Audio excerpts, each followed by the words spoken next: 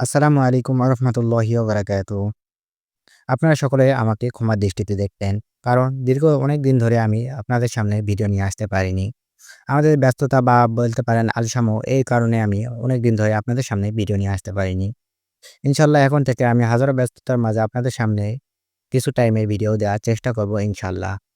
আজকের ভিডিওটার মূল টপিক হচ্ছে আমরা আমাদের ধানের জমি সেটি আপনাদেরকে দেখাবো এবং তার সাথে কিছু মরিচের জমি দেখাবো।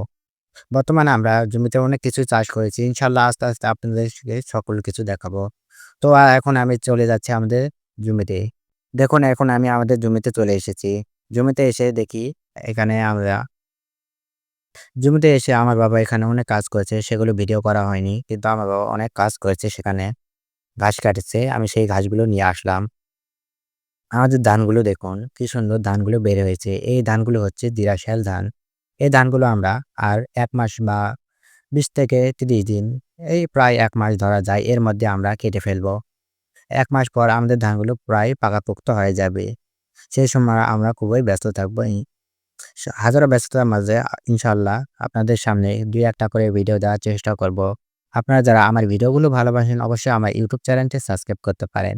আর যারা ফেসবুক থেকে দেখছেন তারা অবশ্যই পেজটি ফলো দিয়ে রাখবেন। তো আজকে বেশি কথা বলছি না। ইনশাআল্লাহ পরবর্তী ভিডিওতে বিস্তারিত কথা বলবো এবং অনেক কিছু নিয়ে আলোচনা করব ইনশাআল্লাহ। তো ভিডিওটি আজকের এই পর্যন্তই। ভিডিওটি যদি ভালো লাগে ভিডিওটিতে একটি লাইক দিবেন। অবশ্যই চ্যানেলটি সাবস্ক্রাইব করতে ভুলবেন না। আল্লাহ হাফেজ।